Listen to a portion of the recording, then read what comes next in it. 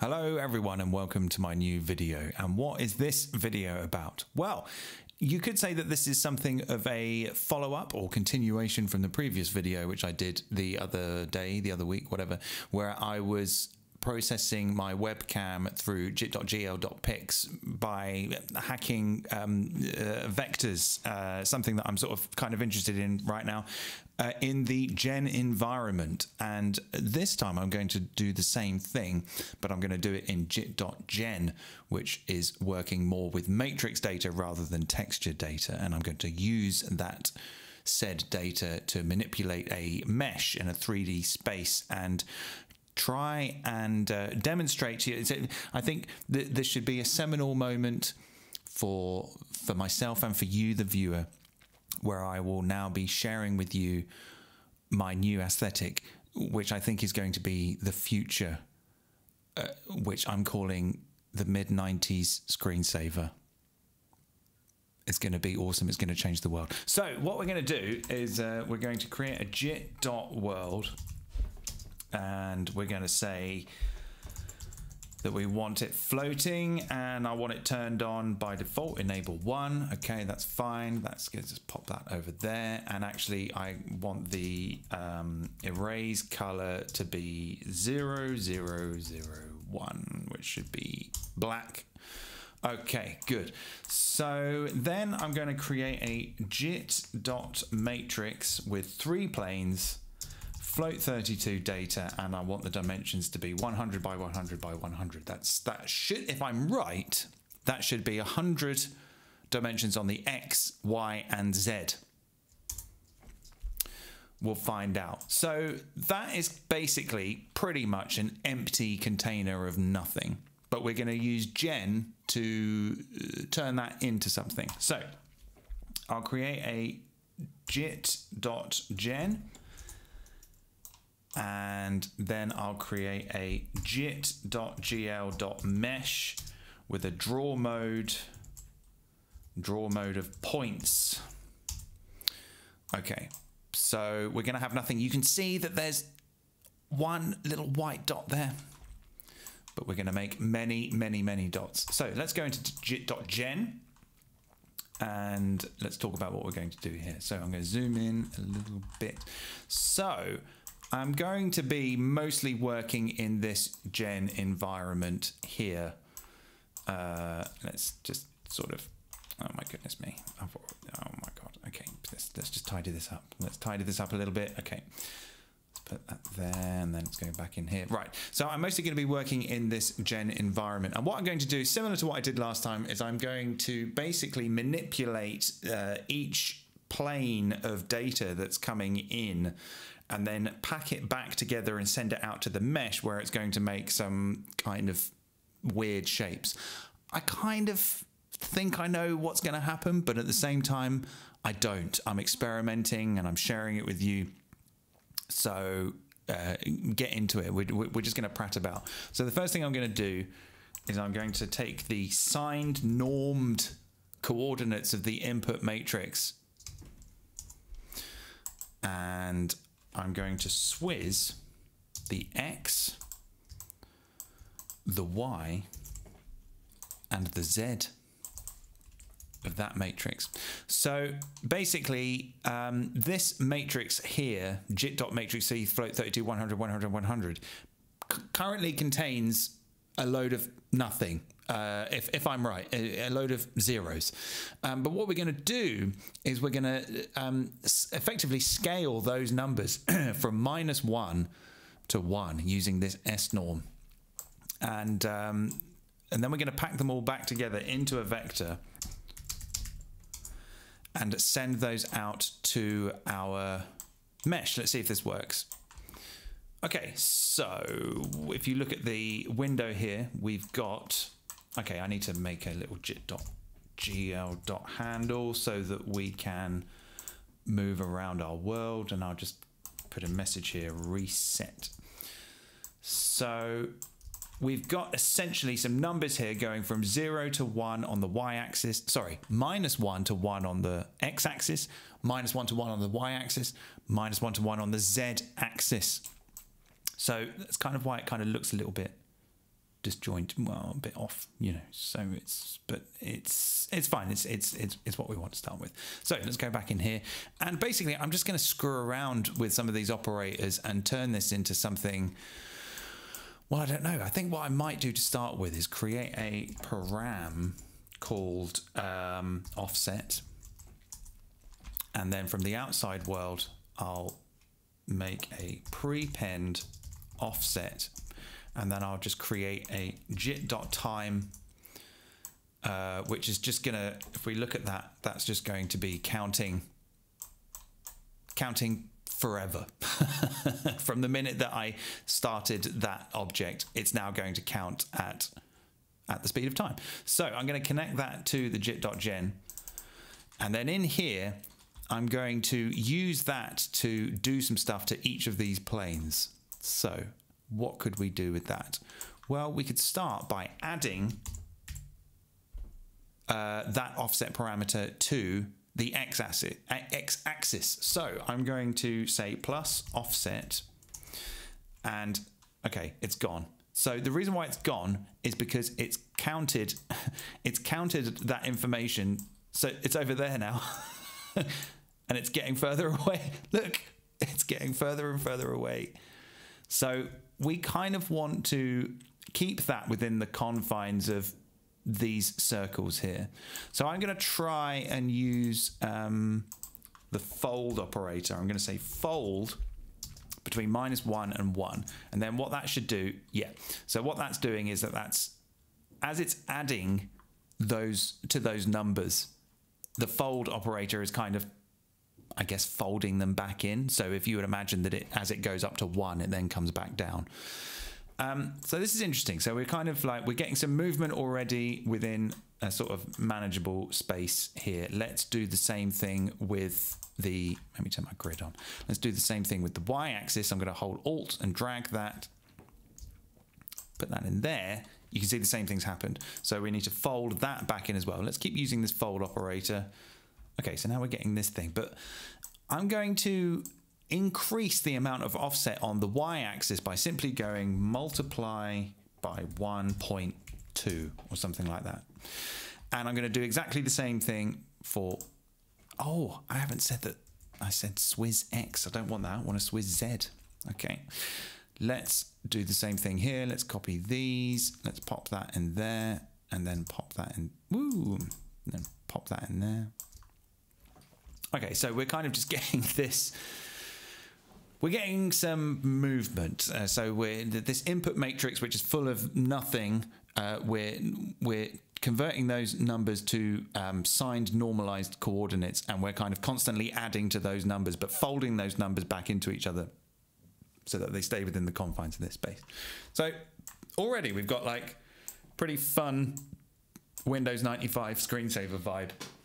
So, but let's make it a little bit more interesting. So what if we use something like the refract operator here? So yeah, I'm still very new to all this kind of stuff. Vector to refract, normal, specific refraction, and refraction index. You know what? I don't care what any of those things mean. I'm just going to ping that in there. And why don't we connect the swizz from the y-axis to that inlet and the swizz from the z-axis to that inlet? Okay, what's going on here? Some stuff is happening. Okay, weird stuff is happening. All right, let's keep going. Let's take a copy of that. Let's put that in there, and then let's take the swizz from the x-axis into that input and the swizz from the z-axis into that input. Okay, all right, let's keep going. Let's put that in there, and let's, whoa, okay, let's put the swizz from the x-axis into that input. What's going on?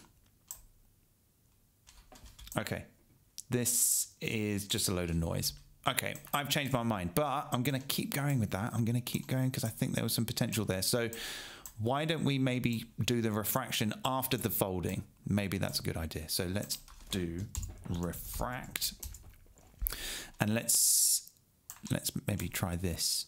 Ooh, okay, all right. Okay, we're getting some curious, funky movements here. Let's keep going with that. Let's do the same sort of thing. So we'll basically refract each axis from the other one. Yeah, so let's put that one in there and that one in there. Oh, okay. Yeah, this is going somewhere. All right, and then we'll do the X in this one and the Y in this one. Hey, look at that. It's kind of fun. So we don't have to use points. We can go to our jit.gen here and we can try some different draw modes. Where's the draw mode? There it is. We could try some lines, or maybe the line strip. Yeah, this is looking pretty Windows 95 to me. Let's maybe make it nice and white. Let's say @gl_color 1.1.1.1. Okay. So yeah, we can try even more different draw modes. Yeah, you know, we can come up with some fun stuff. We can move this around, look at it from different angles. Okay, let's go back into Gen and see what else we can do. I'm going to go back to points. I think points looks quite nice. So what about if we tried just a couple of more weird operators? Like, in fact, we could even, let's start by just making a cosine here. How does that look? Oh, it's difficult to tell, isn't it? What about if we took the cosine and put it up here? Yeah, it's kind of different. It's sort of the more kind of like hacky and abstract you get, the harder it is to sort of see if what you're doing is making any difference. I'm going to take that out. What about if we multiply this input by something like 4? Okay, let's try that for all of them. Let's multiply all the swizz. Oh, go on, get back in there. Okay. Let's multiply all the swizzes by 4. Yeah, you know, you can see there's some stuff going on here.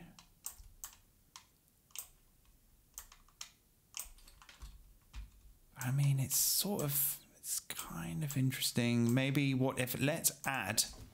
let's just add the well, maybe we could, yeah, no, let's add like the fault. Let's maybe try that, see what that's like.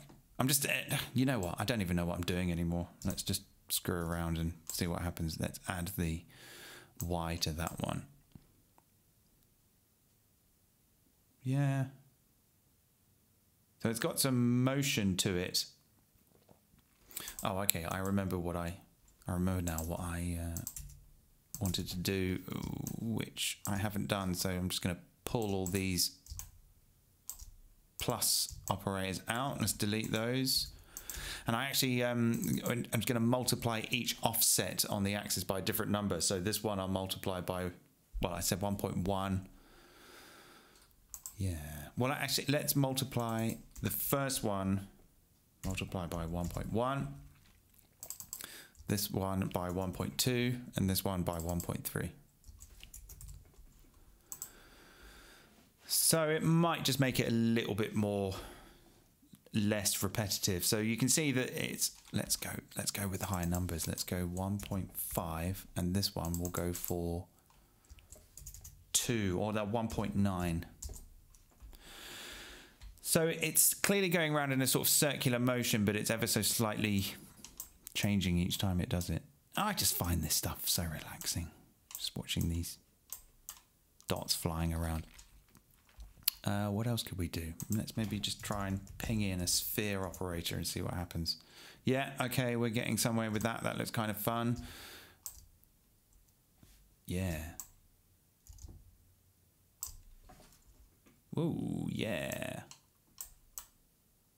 Cool. All right, let's play around with the dimensions of the matrix. So the matrix here is effectively going to determine how many dots or dimensions we're going to have here. So I'll create the dim attrui object, and let's maybe just pull the y-axis down, see what we get. Yeah, interesting. Ooh, look, spaghetti. Yeah. This is fun. Let's try. Yeah. Interesting.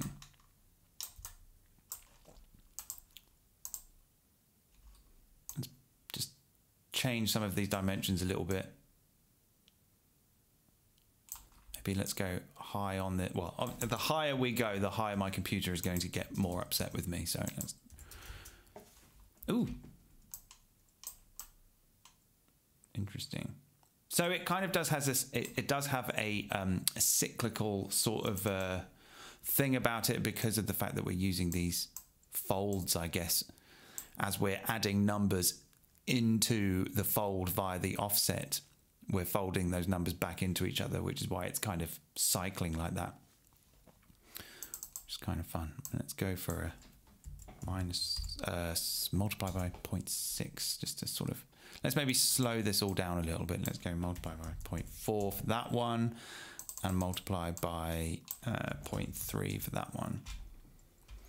Yeah, cool. Very relaxing.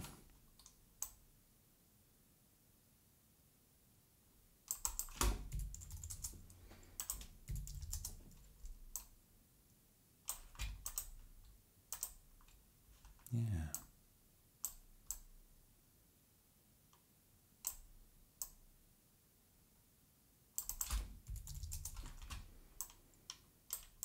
Nice.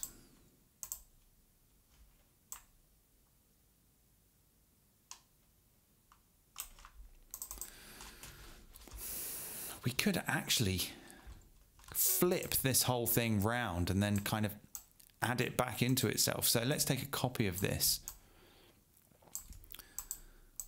and just make some changes here. Let's say maybe rather than use the torus, the sphere rather, we'll use the torus. I'm just riffing it out.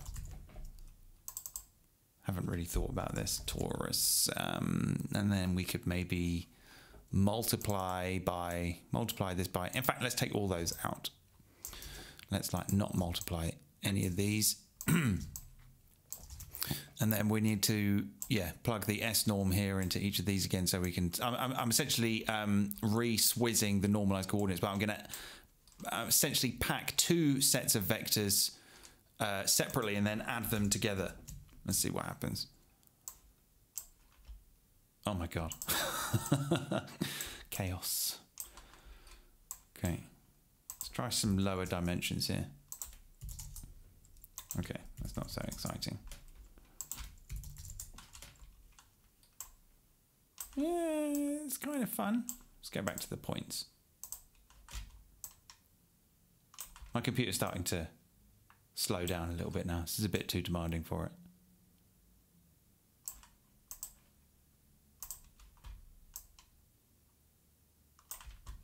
Yeah, it's kind of fun.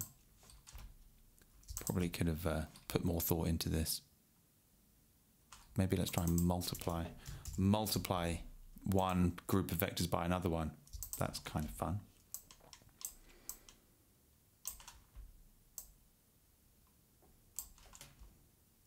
Yeah, let's get right inside it.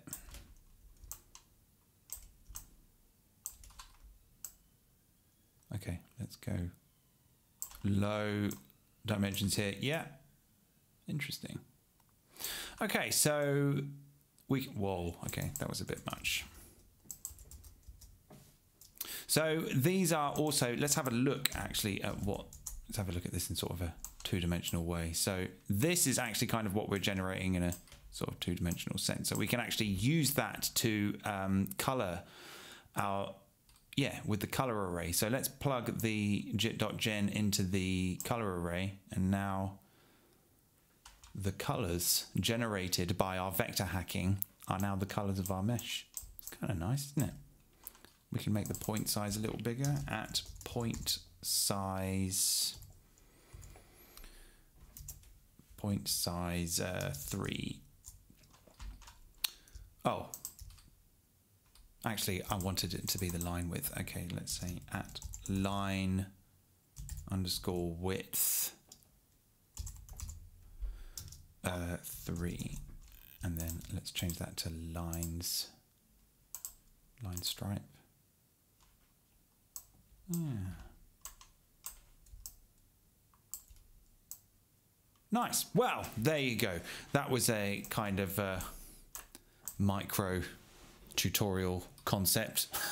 And look, I didn't make any mistakes, but the Max console did not tell me that I'd screwed up. Anyway, so yeah, just give it a go. I mean, like, just swizz those vectors, yo, and try out some of this stuff, and you can very quickly make something that would look great on a computer from 1994. Okay. Thanks everyone for watching. Don't forget to hit like and subscribe, and if you'd like to support me on Patreon, where I'm now about to go and upload this patch, that would be great. Hope you have a nice time. See you in the future. Bye.